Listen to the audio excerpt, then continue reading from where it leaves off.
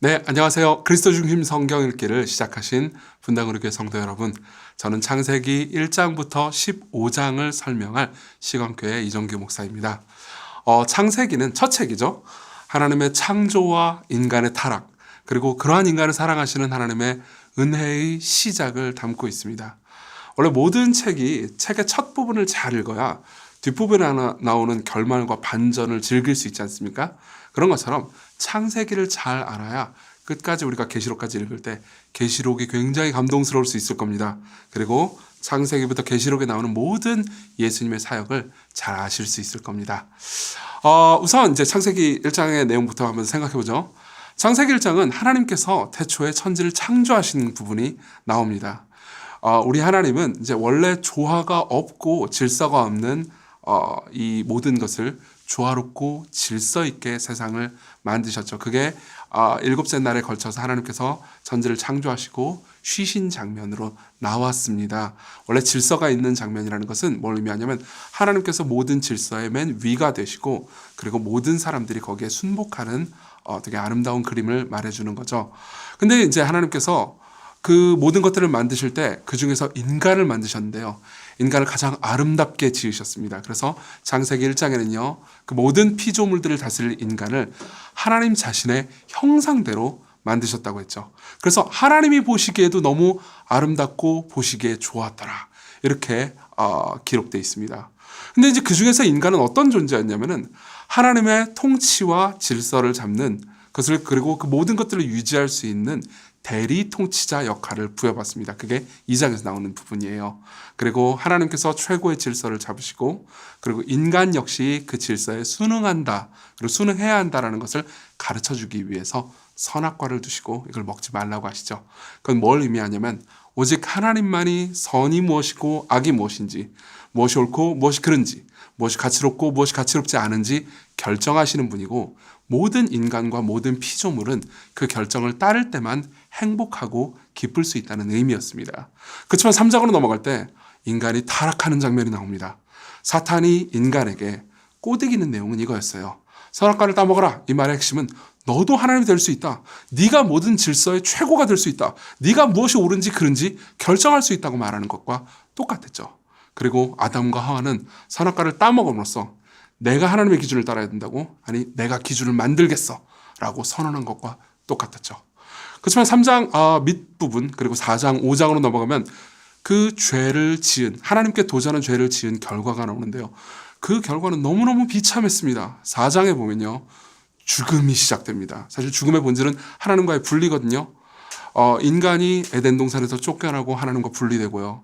그리고 동생을 형이 죽이는 장면이 4장에 나옵니다. 그리고 부모가 자식을 죽이는 장면이 4장 후반부에 나오고요.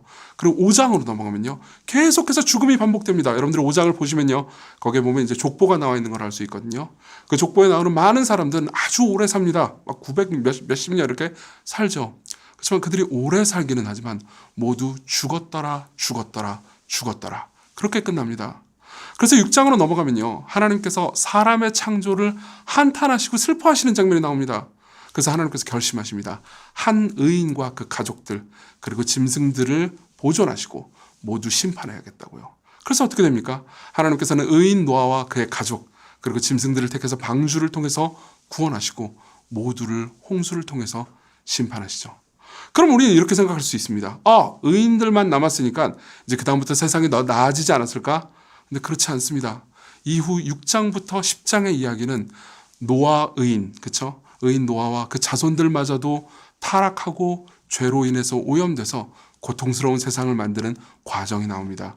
결국 11장에서 인간은 바벨탑을 쌓고 하나님께 또 도전하죠.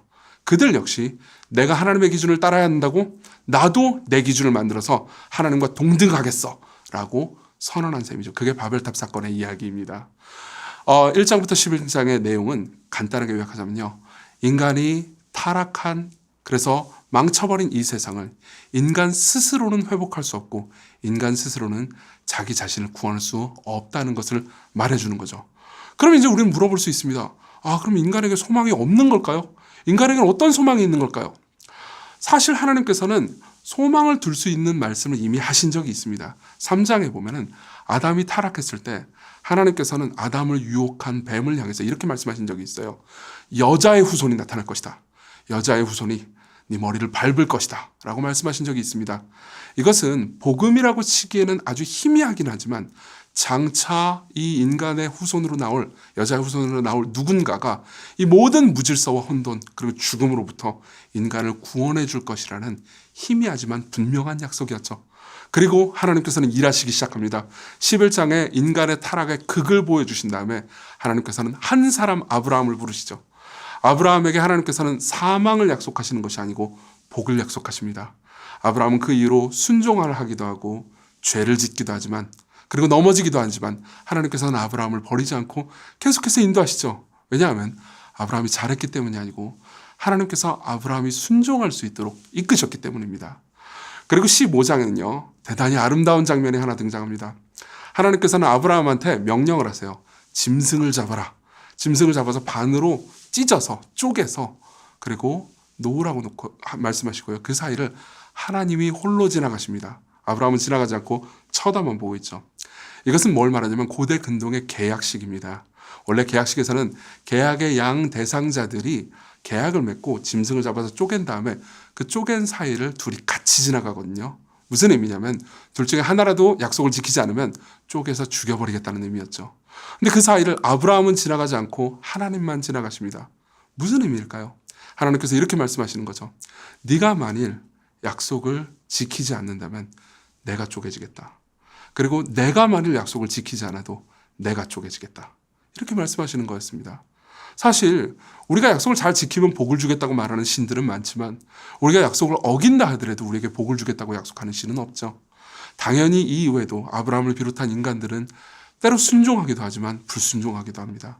그렇지만은 이 모든 죄의 결과를 사람들이 지는 게 아니고 장차 오실 여자의 후손 예수 그리스도께서 대신 그 죄를 지십니다. 예수 그리스도께서 우리가 당해야 되는 모든 죄를 지시고요.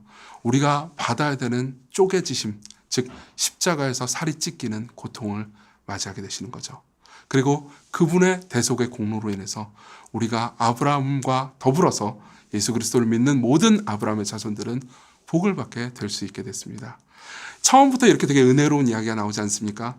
우리가 믿는 하나님이 이 은혜로운 하나님이고요. 그리고 이 은혜로운 하나님이 우리에게 순종을 명령하시고 그리고 우리에게 그분이 질서의 최고봉이라고 말씀하십니다. 그렇다면 이렇게 사랑스러운 하나님께 우리가 기쁨으로 순종하는 것이 맞지 않겠습니까? 이 기쁨을 여러분들 모두가 가지셨으면 좋겠습니다.